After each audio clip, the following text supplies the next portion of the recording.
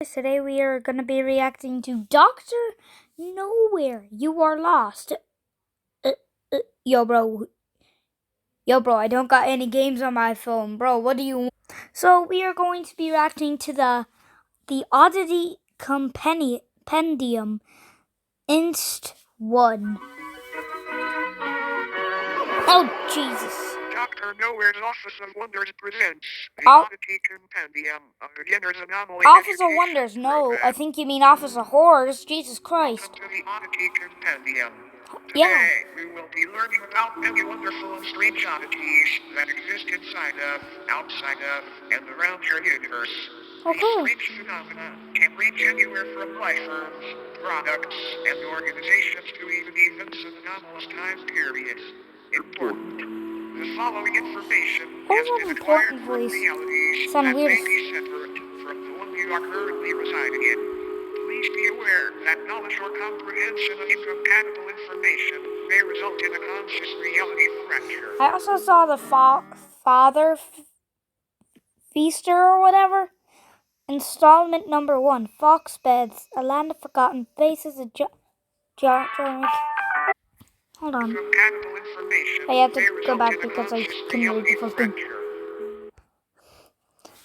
A conscious reality CR. Fraction is an event that may occur when an individual perceives material that originates from the incompatible reality. Symptoms include migraines, excessive bouts of deja vu, What's the point of deja vu if you can't even experience it if you're already dead? Alright, let's see. Fox Beds, A Land of Forgotten Faces and Geometric Knowledge Beyond Belief. Okay, installment number 1. What will we learn today? Hold on. Your own bed may be harboring a hunger for your flesh. Sleep with a cold fan on if possible. If you ever walked upstairs and your family is gone, interact with the headless corpses that remain in their stead should be avoided. Non-existence is a contagious disease. Yeah, non-existence is you're not existing, pal. If you're out in the middle of nowhere and you get a rush of brilliant ideas, turn back immediately. Enlightenment is a drug and the withdrawals can kill. Okay, that was horrifying. Let me guess, a jump scare?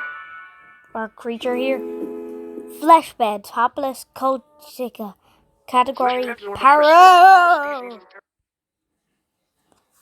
Flesh beds or mattress folk are a species of parasitic subhuman that highly resemble bedding First of all, who got you smiling like that, bro? Bro, you need to teach me your antics. And damn, how long do you brush your teeth for?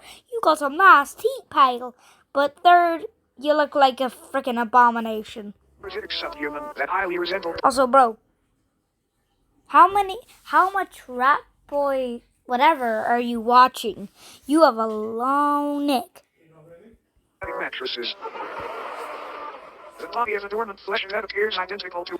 The body of a dormant flesh bed appears identical to a standard mattress. However, slicing the thin sheet-like skin reveals many soft organs, limbs, and appendages, and humanoid head which hides beneath the skin. Standard mattress. Are those nerves? However, slicing the thin sheet-like skin reveals many soft organs, limb-like appendages, and a humanoid head which hides beneath the skin.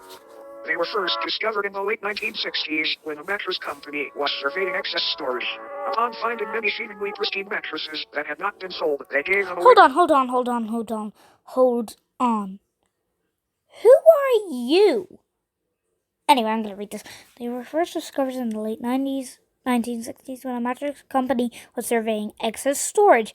Upon finding many seemingly pristine mattresses that had not been sold, they gave them away to thrift shops and people in need. Little did they know they're flesh beds. shops and people in need. The people who received the mattress folk initially had no issue.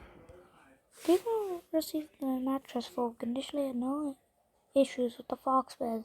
It wasn't until the air began to warm up that these beds awoke from their uneventful hibernations. It wasn't until the air began to warm up that these beds awoke. Yeah, I'm just from gonna their let this eventful guy read it. hibernations. Jesus Christ, I read The first fast. recorded victim was 19-year-old Alice Digere. Digere? She had been What's with sleeping the in laugh a track? flush bed for roughly 6 months before her sudden disappearance. Yeah, she got After eaten. noticing the stench of sulfur and rot originating from her bed, her family called authorities, and the inside of the mattress revealed a feasting parasite, several hundred human bones, and a half-digested Alice. The method in which mattress folks sustain themselves is by waiting for the body heat of a host to wake them from their dorm Hold on. That's a weird-ass anatomy he's got. state. Kind of like an egg, but not nearly as tasty. Yeah, we can tell that. What's with the laugh After track? they wake, they slowly unfold themselves from their soft mattress-like bodies. This process is very gradual and happens underneath its body or on its side so as not to be detected.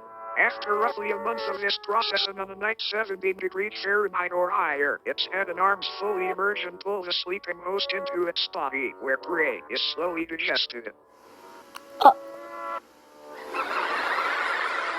Not much is known about how these sleeping beauties came about, but it is theorized that since they are subhuman, they were once a branch of Homo sapiens that merged with a mycelial network many years ago. Okay.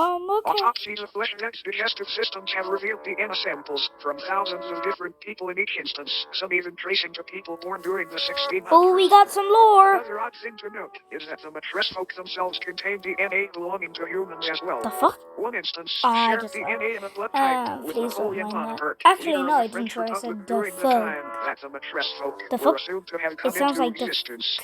All in all, very. it might be a good idea to throw out Hold that on. mattress that feels just a bit too warm.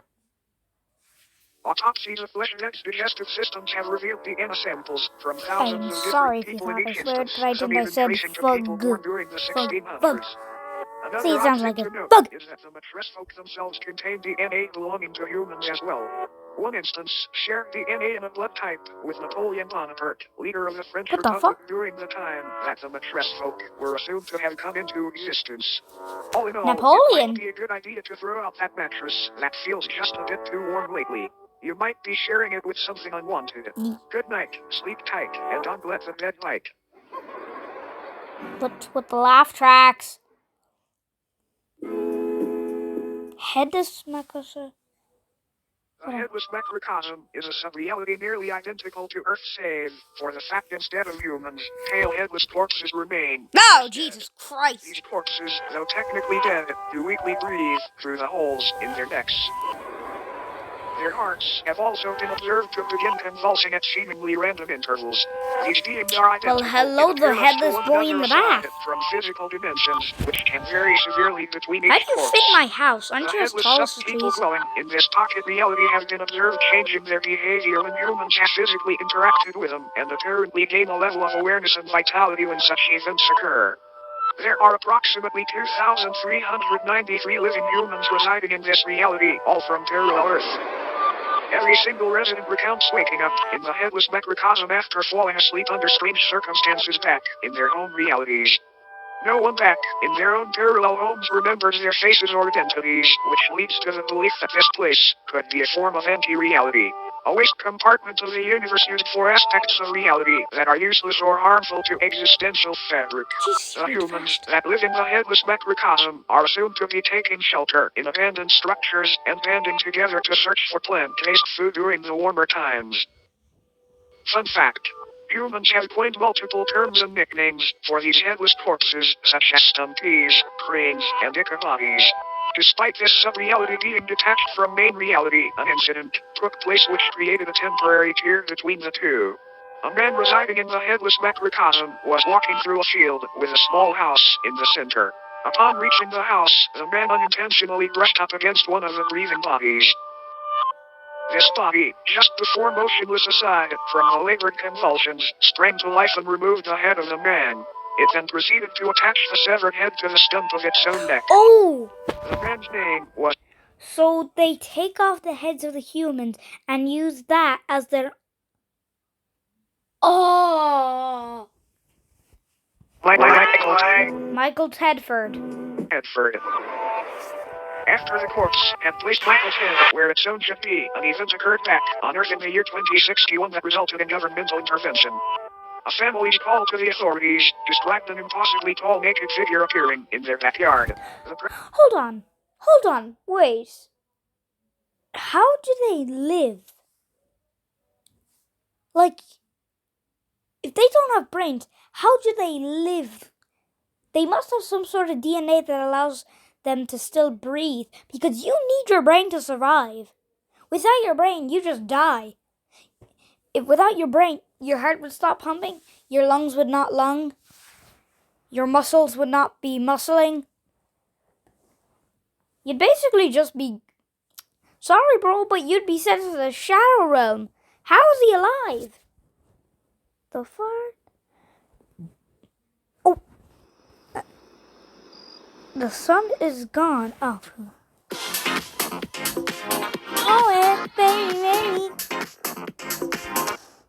Presence of this oddity was highly distressing to the family, and they remained inside their home until the situation was resolved. The following photograph depicts this figure they spoke of. Michael Tedford's rotting head is... The face you are looking for no longer exists. The following photograph depicts this figure that they spoke of. Michael Tedford's rotting head is affixed atop its frame. Hold on, frail neck. Doesn't that mean if you stab these things in the neck, does that mean they're dead? Like they breathe through their neck. Through their neck because they have no head. So if you stab one in the head, isn't their neck technically their heart? So if you stab one in the neck,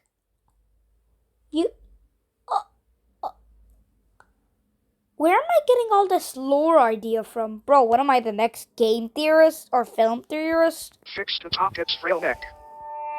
Shortly after the photo was taken, what was left of Tedford's existence was removed from the premises and taken to an upscale anomaly testing site. Apparently, this corpse was a... Oh, Jesus Christ. Adolf. Is that Adolf? It says Adolf. The bro became...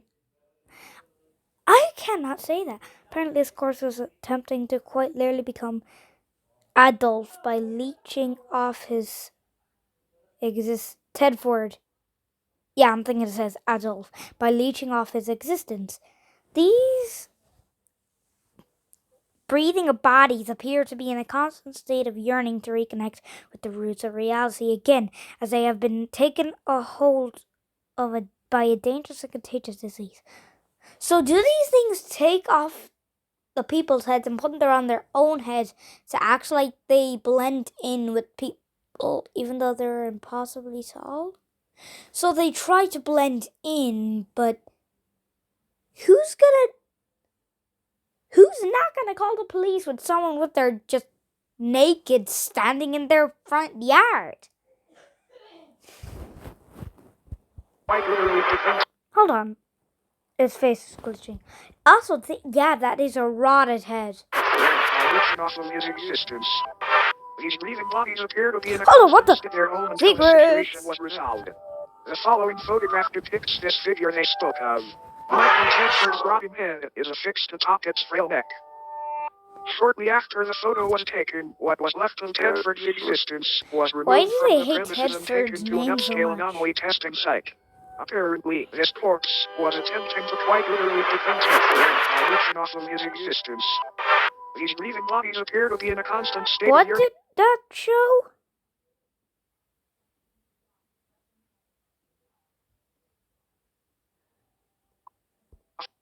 of his existence.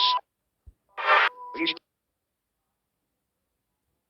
existence was removed from the premises and taken to an upscale anomaly testing site. Apparently, this corpse was attempting to quite literally defend Tedford by leeching off of his existence. The face you are looking for no longer exists.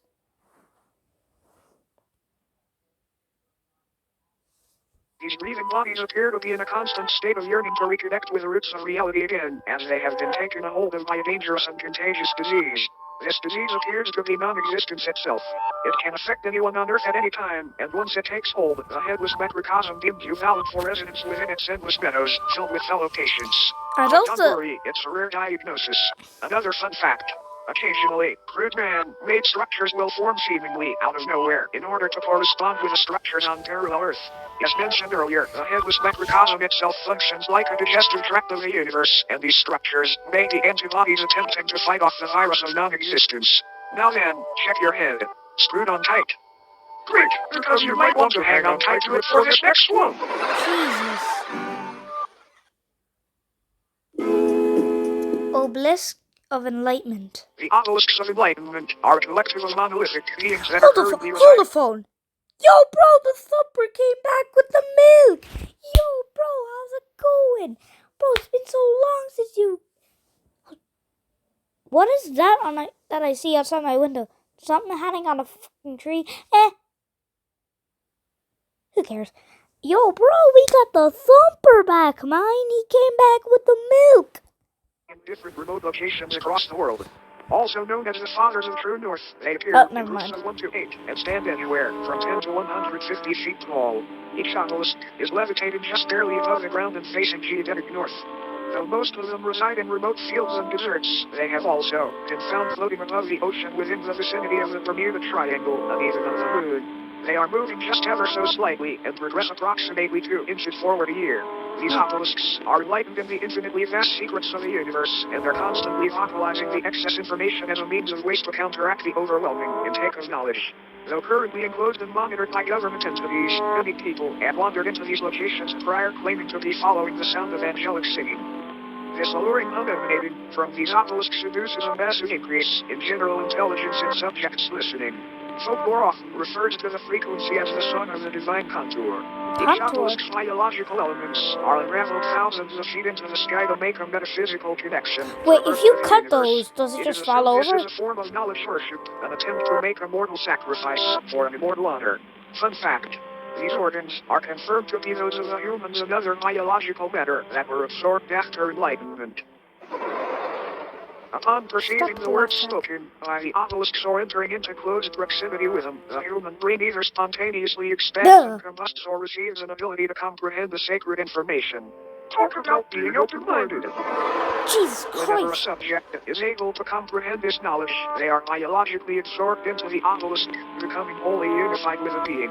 It is not entirely understood how these anomalies were brought into existence, but they seem to be tears in the fabric of reality akin to black holes.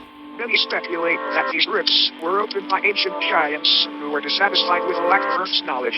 Many unnaturally large humanoid skeletons have been found underground adjacent to obelisk sites, further supporting this idea. When the obelisks made their debut on Earth, they aided in the construction of the pyramids of Giza by bestowing digestible levels of sacred knowledge onto Egyptian pharaoh Khufu after he was lured into the desert by their beckoning chords. This knowledge would help Khufu rationalize a possible blueprint and method for building these grand tombs, and they were made into the shapes of pyramids as a tribute to the divine structures. All in all, these obelisks may seem malevolent, but it's important to remember that no physical pain could ever outweigh the agony of infinite knowledge.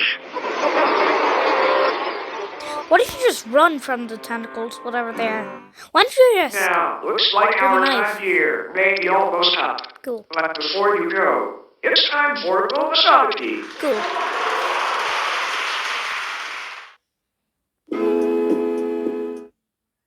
Philbus. This is Philbus. Jesus It is not Christ. known where Philbus comes from or why he is here, but there have been a number of people who, after consuming media depicting Philbus, have felt the overwhelming compulsion to practice Philbism.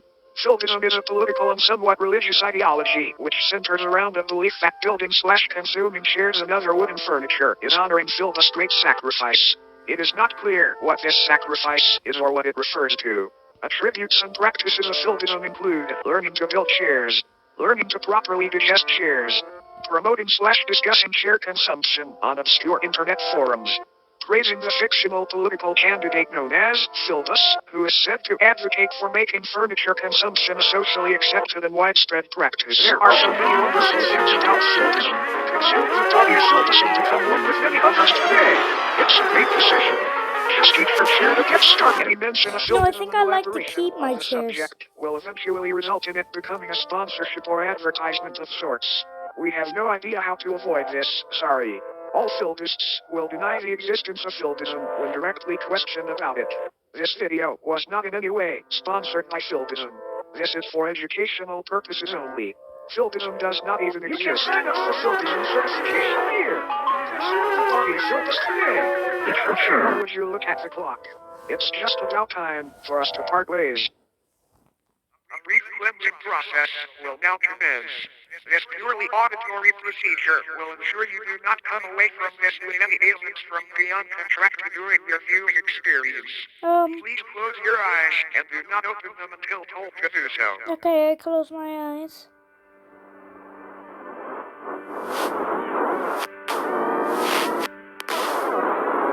Oh, hi, Dr. Nowhere. How are you doing, man?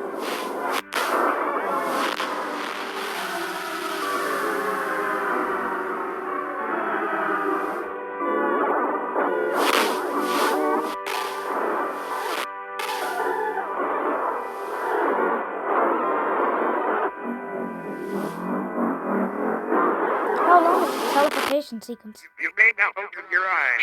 Thank you for complying. Thank you for attending Dr. Nowhere's Office of Wonders. Office We of hope Horrors. that you enjoyed your stay. No, I didn't. I don't. So, you've got an idea for a business. The brand Hold on. you've dreamed of building. It's gonna be... The Mandela Magazine. So, guys, I think we have time for one more video.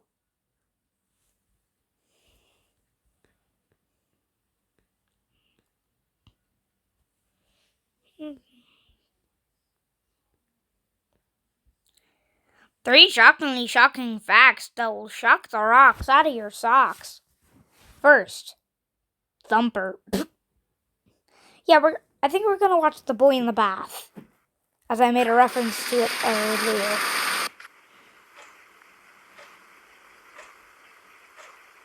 You're in no condition to sleep like this. Yeah, thanks for the reminder. A shower will make you better. No, it will not. Wait, I do not want to experience that freaking foreheadless son of a bit. Where is its brain anyway if it has its forehead cut off? Is it where its eyes is? Anyway, but it wasn't my fault. Well, I think the boy in the bath disagrees. Bro, open the door already. Bro, where's your arm? Hi, pal! Wait, is it just me or does that look like the headless Munkle or whatever it is? Why did you leave me here? I think the lore is that he left his kid to drown in the bath. So it caused his skin to distort and causing his skin color to wash off, and then he somehow kept on to his will of living and distorted into a form that looks like he's headless. Or four headless. I know you heard me. It was all your fault. I told you he disagrees.